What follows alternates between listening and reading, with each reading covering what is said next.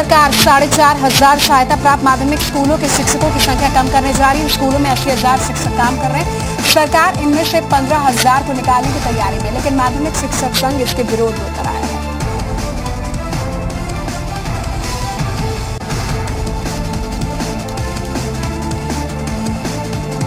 उत्तर प्रदेश के शिक्षा मंत्री राम गोविंद चौधरी का कहना है कि अगर देश से भ्रष्टाचार खत्म करना है तो पहले शिक्षा विभाग से भ्रष्टाचार दूर करना होगा। साथ ही उन्होंने कहा कि यूपी में शिक्षकों की कमी जल्द दूर की जाएगी और यातायात सुलभ इलाकों में ही महिलाओं की पोस्टिंग की जाएगी।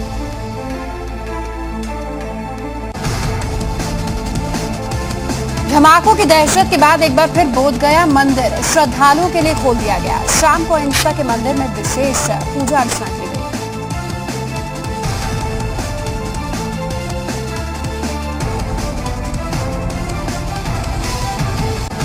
बोधगया ब्लास्ट के बाद बिहार के मुख्यमंत्री नीतीश कुमार ने महाबोधि मंदिर की सुरक्षा के लिए सीआईएसएफ की मांग की। उन्होंने कहा कि सीरियल ब्लास्ट को सियासत ना हो। नीतीश कुमार ने कहा है कि खुफिया अलर्ट के मामले पर डीजीपी जवाब देंगे। बिना नाम लिए नीतीश ने मोदी पर हमला भी किया।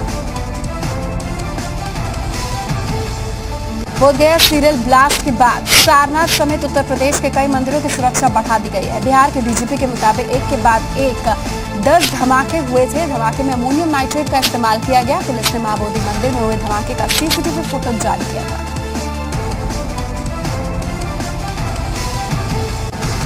रुपए की कीमत में भारी गिरावट आई है। डॉलर के मुकाबले रुपए की कीमत 61 के बाद पहुंच गई। एक महीने में 6.3% की गिरावट दर्ज हुई है।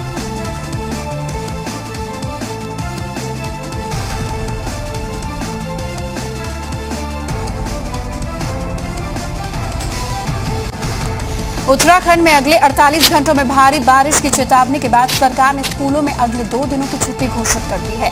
राज्य में 2 दिनों से बारिश हो रही है, जिसके चलते नदी नाले उफान पर हैं। कई जगहों पर भूस्खलन होने से मार्ग बाधित हो गए हैं।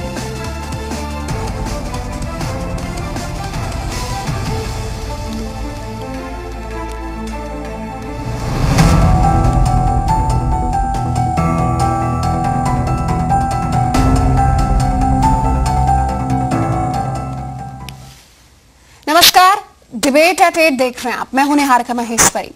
भारत मौसम प्रधान देश है। जैसे जाड़ा, गर्मी, बरसात के मौसम आते हैं, वैसे ही चुनाव का भी मौसम आ रहा है। मौसम आने से पहले माहौल बनना शुरू होता है। जैसे बरसात से पहले बरसात का माहौल बनता है, जाड़े से पहले जाड़े का माहौल और गर्मी से पहले गर्मी का माहौल। अब चुनाव का माहौल बन रहा है। ताबड़तोड़ फ्लैगशिप योजनाओं पर मुहर, बयानबाजियों का दौर, धुआंधार बैठकें, ये सब बता रहे हैं कि अब चुनावी मौसम नजदीक है। चुनावी मौसम आने वाला है, माहौल बन रहा है। तो आज चर्चा उस माहौल पर जिससे इशारा मिला है चुनाव के मौसम का।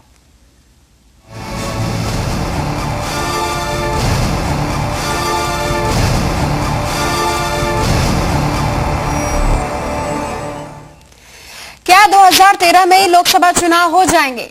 ये सवाल इसलिए क्योंकि देश में इन दिनों कुछ ऐसे समीकरण उभर कर आए हैं जो ये संकेत दे रहे हैं कि अगले कुछ महीनों में देश इलेक्शन मोड में आ जाएगा।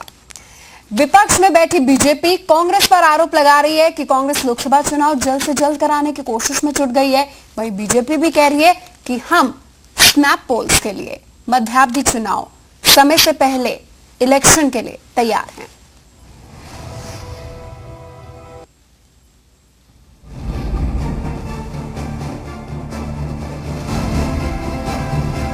एक बार फिर ये सवाल उठ खड़ा हुआ है कि क्या देश में आम चुनाव तय वक्त से पहले होने जा रहे हैं? क्या 2013 में ही लोकसभा चुनाव हो जाएंगे? कम से कम बीजेपी तो यही मानकर चल रही है। बीजेपी ने कहा है कि कांग्रेस देश में लोकसभा चुनाव समय से पहले करवाना चाहती है। दबाव के कारण, अंदर की बिखराव के कारण कांग्रेस जल्दी भी चुनाव कर सकती है।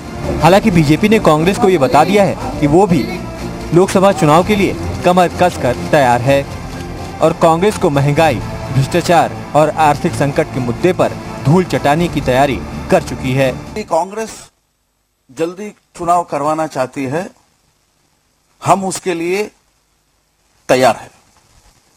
We are ready for snap polls. विकास और सुशासन के मुद्दे पर चुनाव लड़ने के लिए हम उन लोगों को मजबूर करेंगे। दरअसल बीजेपी अब ये मान चुकी है कि अंदर खाने कांग्रेस लोकसभा चुनाव की तैयारियों में जुटी हुई है, लिहाजा अब बीजेपी ने भी अपने स्तर से तैयारियां तेज कर दी हैं। दरअसल पिछले एक हफ्ते के दौरान बीजेपी के संसदीय बोर्ड की 2 बार बैठक होना भी ये संकेत दे रहा है कि अब लोकसभा चुनाव का काउंटडाउन शुरू होने वाला है।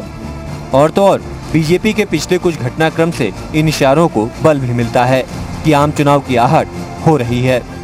दरअसल नरेंद्र मोदी को चुनाव प्रचार समिति की कमान सौंपने के बाद पार्टी ने युवाओं से ज्यादा जोड़ने की तैयारियां शुरू कर दी हैं। अब बीजेपी सोशल मीडिया के जरिए अपनी पहुंच युवाओं तक बढ़ाएगी और साथ ही चुनाव प्रचार के लिए बीजेपी ऑडियो ब्रिज और रेडियो के इस्तेमाल पर भी ज्यादा तवज्जो देगी। दिल्ली की गद्दी उत्तर प्रदेश के जरिए ही हासिल की जा सकती है, ये बात भी बीजेपी को बखूबी मालूम है। यही वजह है कि पिछले कुछ समय से बीजेपी ने उत्तर प्रदेश में अपनी तैयारियां तेज कर दी हैं। इसके लिए बीजेपी के यूपी प्रभारी अमित शाह कई बार लखनऊ का दौरा भी कर चुके हैं और यूपी में बीजेपी को दोबारा पहले नंबर की पार्टी बनाने की रणनीतियों में जुटे हुए हैं। यूपी के बाद बिहार से भी ज्यादा सीटें मिले, इसके लिए भी बीजेपी एड़ी चोटी का जोर लगा रही है। पिछले 9 सालों से सत्ता से दूर रही बीजेपी इस बार दिल्ली फतह करना चाहती है और इसी को ध्यान में रखते हुए पार्टी धीरे धीरे नरेंद्र मोदी को आगे बढ़ा रही है ताकि नरेंद्र मोदी की लोकप्रियता को भुनाकर केंद्रीय सत्ता हासिल की जा सके। ब्यूरो रिपोर्ट, जी मीडिया। और टीम मोदी का हाईटेक चुनावी अभियान भी शुरू हो गया है। इसके तहत यूपी बीजेपी प्रभारी और पार्टी महासचिव अमित शाह सोशल मीडिया के जरिए युवाओं को पार्टी से जोड़ने का काम करेंगे। 2014 के लोकसभा चुनाव के लिए अमित शाह को ये बड़ी जिम्मेदारी दी गई है। राजीव प्रताप रूडी को रेडियो के जरिए और मुरलीधर राव को देश भर में युवाओं को जोड़ने की जिम्मेदारी सौंपी गई है। इतना ही नहीं, बीजेपी उपाध्यक्ष मुख्तार अब्बास नकवी के जिम्मे यूपीए सरकार की असफलताओं की चार्जशीट तैयार करने का जिम्मा है। वहीं जेपी नड्डा देश भर में प्रोफेशनल्स को पार्टी से जोड़ेंगे। इसके अलावा अनंत कुमार, वरुण गांधी, नितिन गडकरी को भी अहम जिम्मेदारी अपने अपने क्षेत्र में बेहतर करने की सौंपी गई है।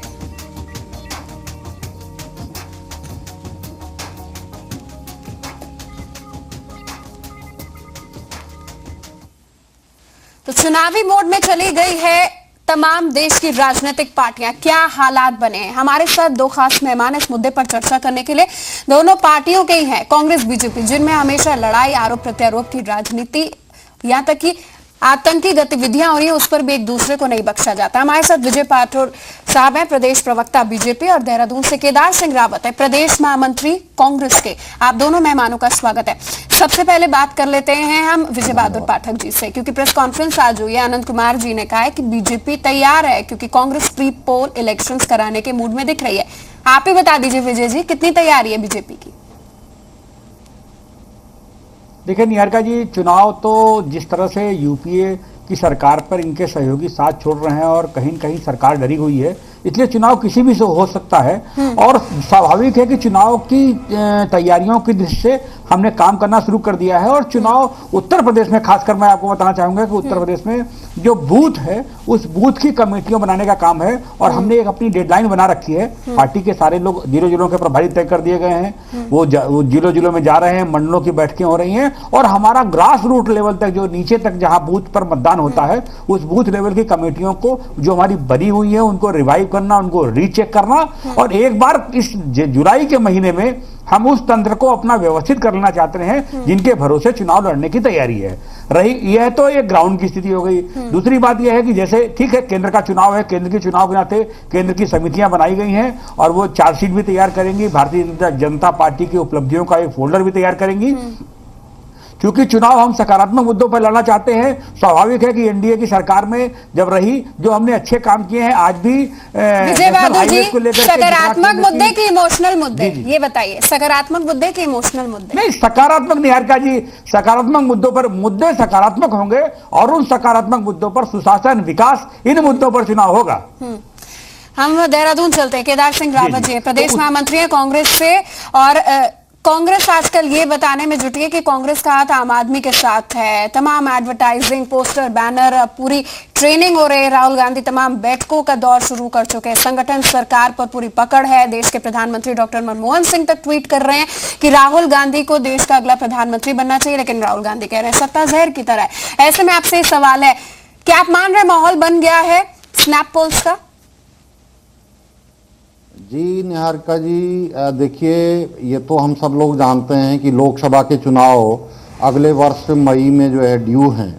तो निश्चित रूप से राजनीतिक दल अपने हिसाब से सब तैयारियां कर रहे हैं और कांग्रेस भी उसी कड़ी में जो है चुनाव को देखते हुए अपनी तैयारी में लगी है। संगठन को चुस्त दुरुस्त करने में लगी है, संगठन को मजबूत करने में लगी है। आगे अभी आपने देखा कि केंद्र स्तर पे हमारे प्रभारियों का भी रिशफलिंग हुई है। जिस तरह से हमारे उत्तर प्रदेश के, उत्तराखंड के ये सारे प्रभारी केंद्र के स्तर से बदले गए हैं, दूसरे राज्यों की कमान दी गई। तो निश्चित रूप से चुनाव क्योंकि अगले वर्ष होना है, इसलिए बीजेपी कह रही है इसी साल हो जाएगा। फूड सिक्योरिटी बिल, तमाम ऐसी महत्वाकांक्षी योजनाएं आप इसलिए पुश कर रहे हैं क्योंकि आप जल्दी चुनाव कराना चाहते हैं। मॉनसून सत्र का भी आप इंतजार नहीं कर रहे हैं, इसी साल इंतजार क्यों कर रहे हैं? और अगर इंतजार कर रहे हैं, अगर माहौल बन रहा है, तो आपका चुनावी चेहरा कौन होगा? कौन है वो चेहरा जिसको आप प्रोजेक्ट करने वाले हैं? तो ये तो जो है निहारिका जी, बीजेपी की बहुत जल्दबाजी दिख रही है कि बीजेपी की जो ये बयानबाजी आ रही है कि जल्दी चुनाव होंगे, तो ऐसा लगता है कि बीजेपी उतावली जैसी हो रही है सत्ता को प्राप्त करने के लिए, जो कि उनके लिए बहुत दूर की कौड़ी साबित होगी। और अभी पाठक जी कह रहे थे कि हमारे एलाइज टूट रहे हैं, बल्कि एलाइज तो जो है बीजेपी के साथ ही टूट रहे हैं। जैसे अभी जनता दल टूटा, और जब से मोदी जी को प्रोजेक्ट किया गया, ये बता रहे हैं कि उत्तर प्रदेश में अमित शाह जी के आने से बहुत बड़ा कायाकल्प हो जाएगा। तो अमित शाह जी का मैनेजमेंट हम वहाँ कर्नाटक में भी देख चुके हैं, और उनके साथ जो वहाँ पे कांग्रेस का जो मैनेजमेंट देख रहे थे हमारे मधुसूदन मिस्त्री जी, उनको उत्तर प्रदेश में लगाया गया उनका प्रभारी बना के। तो मैं तो ये समझता हूँ कि मोदी जी भले ही गुजरात में जो है दूसरी राजनीतिक स्थितियां हैं, सामाजिक परिवेश दूसरा है, वहाँ के जो राजनीति का ताना बाना है वो दूसरा है, तो वहाँ सफल हो सकते हैं। केदार सिंह जी, लेकिन इसका मायने ये नहीं है कि मोदी जी पूरे देश में। केदार सिंह जी, आप मेरी बात तो सुनिए। मैंने नरेंद्र मोदी का नाम तक नहीं लिया और आपने नरेंद्र मोदी को ही सीधे तौर पर बीजेपी का चेहरा एक तरीके से बता दिया। हम अंदाजा लगा सकते हैं कि जिस तरीके से बीजेपी आरोप लगा रही है कि नमोनाइटिस हो गया, कांग्रेस इतना नरेंद्र मोदी के पीछे क्यों हो रही? कांग्रेस चुनावी मुद्दे की बात करती है, राहुल गांधी देश की अर्थव्यवस्था की बात करते हैं, प्रधानमंत्री डॉक्टर मनमोहन सिंह विकास की बात करते हैं। लेकिन अब आपसे सवाल है, जिस तरीके से आप कह रहे हैं कि बीजेपी उतावली हो रही है, आज एनसीपी के डीपी त्रिपाठी का बयान आया है। उन्होंने कहा है कि मध्यावधि चुनाव हो सकते हैं और ये वक्त है यूपी कांग्रेस का खासतौर पर कि तमाम नए सहयोगियों की तलाश शुरू कर दें। इस पर आप क्या कहेंगे? देखिए, जहां तक एनसीपी का प्रश्न है, उनका अपना सोचना है, उनका एक राजनीतिक दल है, अपना स्वतंत्र राजनीतिक दल है। भले हमारे एलाइज हैं, वो सत्ता में भागीदार हैं, लेकिन उनकी अपनी सोच है, क्या उनकी पार्टी तय की। लेकिन जहां तक कांग्रेस की बात मैं करना चाहूं निहारिका जी आपसे, तो कांग्रेस में ऐसी कोई जल्दी नहीं है। और जहां तक एलाइज की बात है, हाँ, कुछ एलाइज काफी समय पहले हमसे अलग हुए, ममता बनर्जी जैसे, लेकिन डीएमके फिर भी साथ में है। अभी हमने उनके पार्टी के जो है राज्यसभा की सदस्य परोक्ष रूप से, तो हमारे एलाइज जो है वो हमसे दूर नहीं, परोक्ष रूप से, प्रत्यक्ष रूप से नहीं। चलिए, एक छोटे से अंतराल का वक्त है, हम विजय बहादुर जी के पास जाएंगे, एक रिएक्शन लेंगे और फिर हम जाएंगे ब्रेक पर। विजय बहादुर जी, जिस तरीके से कांग्रेस कह रही है कि बीजेपी उतावली हो रही है, भारतीय जनता पार्टी, आप मुख्य विपक्षी दल हैं, क्या आपको लग रहा है कि स्नैप पोल से ज्यादा ध्यान देश में जो भ्रष्टाचार, महंगाई, जो आपदा हो गई है, आतंकी घटनाएं हो रही हैं, उस पर ज्यादा ध्यान होना चाहिए, ना कि सियासत चमकाना जो बिहार में हुआ है, बोधगया में हुआ है, उस पे क्या एक नैतिक जिम्मेदारी नहीं थी आपकी पार्टी की? भरा 17 साल का साथ छूट गया हो, आप लोग ने इस पर विरोध प्रदर्शन कर दिया। सुशील मोदी साहब जी 24 घंटे अनशन पर बैठ गए। स्थानीय मुद्दे और जो नेशनल इश्यूज है वो गुम हो गए और हर कोई चुनावी माहौल, चुनावी तैयारी और सकारात्मक मुद्दे की बात कर रहा है। सकारात्मकता तो देखने की नहीं मिल रही है, आप मुद्दों की बात कर रहे हैं। देखिए निहारिका जी, कहीं न कहीं जैसे अधीर की बात हो रही है कि बीजेपी जल्दी में, बीजेपी क्यों जल्दी में होगी? कांग्रेस को बहुमत नहीं है और सहयोगी दलों के भरोसे सरकार में है। अगर सहयोगी दल छोड़ेंगे तो चुनाव की परिस्थिति का निर्माण होगा। और जिस तरह से फूड सिक्योरिटी बिल में पार्लियामेंट का सेशन होने वाला था, इतनी जल्दी क्या है? जो काम हो रहे हैं उसकी वजह से आशंका है। और रही बात चुनावी तैयारियों की, तो चुनावी तैयारियां तो हम करेंगे और जो घटनाएं होंगी उन घटनाओं पर राजनीतिक दल होने के नाते जो हमारा एक्शन होगा, जो हमारा रिएक्शन होगा, उस काम को करेंगे। हम काहे जल्दी में होंगे? जनता हमको तय करेगी, जनता बहुमत तय करेगी। मोदी फोबिया से कांग्रेस ग्रस्त है, हर विषय में, हर बात में रिएक्शन होना चाहिए। विजय बहादुर पाठक जी, रिएक्शन होना चाहिए, लेकिन वक्त की नजाकत को समझते हुए। बहरहाल एक छोटे से अंतराल के लिए रुक रहे हैं। कांग्रेस की तरफ से कहा जा रहा है हम जल्दी में नहीं है, लेकिन तमाम सियासी पैंतरेबाजी, इतनी दौड़ भाग, आपाधापी तेज है कांग्रेस की तरफ से। चाहे वो बिहार की बात करें, झारखंड की बात करें, तमाम राज्यों की बात करें, अपना अपना गणित, अपनी अपनी टेबल ने टेबल पर सबने पत्ते फैला दिए हैं। ये पत्तों में तुरुप का पत्ता क्या होगा, इस पर बात ब्रेक के उस पार।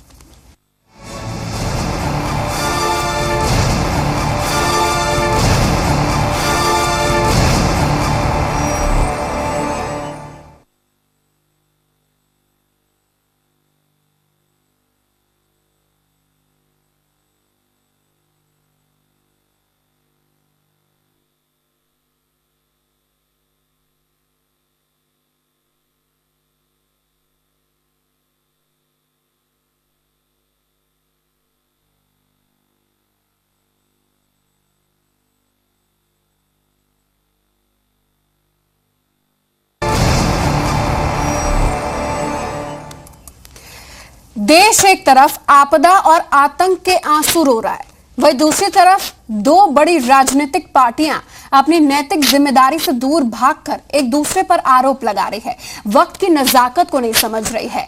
कांग्रेस जहां पूरा माहौल बना रही है, वहीं बीजेपी भी कह रही है हम पूरी तरीके से तैयार हैं। डिबेट एट 8 में मुद्दा यही है, आहट चुनाव की जो है उसमें कितनी पार्टी तैयार है और वाकई क्या उन्होंने सोचा है, जनता क्या चाहती है। संसद के सत्र से पहले ही कांग्रेस ने खाद्य सुरक्षा बिल को अध्यादेश के जरिए लागू करा दिया। आखिर ये जल्दबाजी है क्यों? क्या इसके पीछे का मकसद क्या है? यही सवाल बीजेपी भी पूछ रही है। बीजेपी ने कांग्रेस पर लोकसभा चुनाव जल्द कराने का आरोप लगा दिया, लेकिन कांग्रेस जिस तरीके से हमारे खास मेहमान देहरादून से बैठे हैं, उसी तरीके से कांग्रेस का हर प्रवक्ता इन आरोपों को खारिज कर रहा है। हालांकि यूपीए के सहयोगी कुछ और ही इशारा कर रहे हैं, जैसे कि आज रिएक्शन एनसीपी की तरफ से भी आ गया। 2014 के चुनाव के लिए कांग्रेस भी पूरी तरह कमर कस चुकी है। विरोधियों के हर तीर का जवाब उसके तरकश में है, तो सियासी चाल में भी पार्टी विरोधियों से एक कदम आगे चल रही है। 2009 के लोकसभा चुनाव में मनरेगा और कर्ज माफी योजना के दम पर जिस तरह कांग्रेस ने फतह हासिल की थी, ठीक उसी तरह फूड सिक्योरिटी बिल को भी पार्टी भुनाने की फिराक में है। फूड सिक्योरिटी बिल पर अध्यादेश को सरकार तुरुप का इक्का मानकर चल रही है।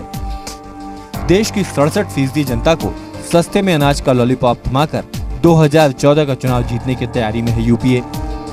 हालांकि विपक्ष चुनाव से ठीक पहले लाए गए इस अध्यादेश पर सरकार को घेर रहा है, लेकिन कांग्रेस फूड सिक्योरिटी बिल की खूबियां गिनाकर गरीबों का मसीहा बनने की कोशिश कर रही है। महंगाई लोगों को उनके अपने पैसा से आलू या प्याज तक भी खरीदना मुश्किल हो रही है। फूड सिक्योरिटी के बारे में इतना जल्दबाजी दिखा रहे हैं। जल्दी में वोट के लालच में अधिनियम को ऑर्डिनेंस के द्वारा ले आने का आवश्यकता क्यों पड़ी? क्या इतना भी जल्दी क्या है? क्या आप अध्यादेश के जरिए जनता का फायदा करते हैं या बिल ला के फायदा करते हैं? जितनी जल्दी से जल्दी जनता का फायदा हो वो महत्वपूर्ण है, उस पर जाइए आप। अच्छी बात है ना कि 70 करोड़ जनता को इतना सस्ता अनाज देने की सरकार की पेशकश है, उसमें तो सबको मदद करनी चाहिए। इसका विरोध क्यों कर रहे हैं, मेरी समझ में नहीं आता। जल्द चुनाव के पीछे के कयास इसलिए भी लग रहे हैं क्योंकि 5 राज्यों में इसी साल के अंत में विधानसभा चुनाव होने वाले हैं। इनमें से छत्तीसगढ़ और मध्य प्रदेश में पहले से ही बीजेपी की सरकार है, जबकि राजस्थान और दिल्ली में कांग्रेस की हालत इस बार अच्छी नहीं मानी जा रही है। लिहाजा कांग्रेस इन चुनाव के नकारात्मक नतीजों से डर रही है। दूसरी ओर देश में मोदी के नाम की जो लहर चल रही है, कांग्रेस जल्द से जल्द उसकी भी काट ढूंढना चाहती है। ये सिर्फ वोट मंदिर के चक्कर में रहते हैं कि कैसे वोट ले लो, फिर राम जी को, भगवान राम को भी किनारे रख दो और मंदिर को भी एक तरफ रख दो। सिर्फ वोटों के लालच में लगे रहते हैं। इनका कोई मतलब न राम से है और न राम मंदिर से। हालांकि कांग्रेस हार से होने वाली किरकिरी के डर को विपक्ष का झूठा राग बता रही है। मोदी जी को जो अभी तक की जिम्मेदारी भाजपा ने दिया, तो उसका परिणाम भाजपा के लिए सकारात्मक नहीं रहा। कांग्रेस भले ही जल्द लोकसभा चुनाव की बात को सिरे से खारिज कर रही हो, लेकिन उसके सहयोगी कुछ और ही इशारा कर रहे हैं। टीएमसी, तृणमूल कांग्रेस और डीएमके के जाने के बाद यूपीए कमजोर होगा, इसलिए नए सहयोगियों को तलाशने की जरूरत है और चुनाव जल्दी भी हो सकते हैं, तो उसमें कोई असुविधा नहीं होनी चाहिए। सियासी जानकारों की माने तो मॉनसून सेशन नवंबर से पहले नहीं बुलाया जाएगा और सेशन बुलाने के बाद कई अहम बिलों को पेश कर लोकसभा भंग करने की सिफारिश की जा सकती है। जबकि सियासत के कई जानकार ये भी मानते हैं कि कांग्रेस वो गलती नहीं करेगी जो 2004 में अटल बिहारी वाजपेयी ने की थी, यानी अपना पूरा कार्यकाल करके ही पार्टी 2014 के लोकसभा चुनाव का इंतजार करना चाहेगी। ब्यूरो रिपोर्ट, जी मीडिया। विजय बहादुर पाठक जी का रुख करते हैं। विजय बहादुर पाठक जी, आप कह रहे हैं कि जब कांग्रेस तैयारी करे तो हम क्यों ना तैयारी करें। ठीक है, तैयारी करने में कोई बुरी बात नहीं है, लेकिन आप जनता के सामने जाएंगे क्या मुद्दे लेकर कि आप ही की पार्टी में हर मुद्दे को लेकर दो फाड़ हो जाती है, दो गुट बट जाते हैं। अभी जेडीयू आपको छोड़ के चली गई। क्या आप ये चाह रहे हैं कि 1996 वाले हालात आप क्रिएट कर दें जब बीजेपी को पॉलिटिकली अनटचेबल माना जा रहा था? क्या ऐसे मुद्दे होंगे कि बीजेपी आम जनता के बीच में जाएगी? क्या राम रख दोबारा हलापेगी? बीएसपी कह रही है कि जो ब्राह्मण सम्मेलन बीएसपी ने किया उसमें साफ तौर पर कह दिया कि रामलला का नाम लेके ठग लिया बीजेपी ने। कि यूपी की स्पेसिफिक बात करें तो देखिए, हम सकारात्मक मुद्दों पर जाएंगे। 6 साल एनडीए की सरकार थी, उस एनडीए की सरकार में हमने देश में बेहतर काम किया। संचार क्रांति का युग रहा हो, चाहे सड़कों के निर्माण का हो। आप देख लीजिए, अभी आरटीआई से खुलासा हुआ कि देश में जितनी के पूर्ववर्ती सरकारों में नहीं हुआ उतने 6 सालों में नेशनल हाईवेज के निर्माण। ठीक है, सकारात्मक, ठीक है, अटल बिहारी वाजपेयी के शासनकाल के सकारात्मक मुद्दे। लेकिन पीएम कैंडिडेट का चेहरा कौन है? आप ही के घटक दल अलग अलग राय लेते, एक तो अलग ही हो गया, तो चेहरा तो क्लियर नहीं है। ब्लड विजन है, इस ब्लड विजन के साथ क्या जा रहे हैं क्या?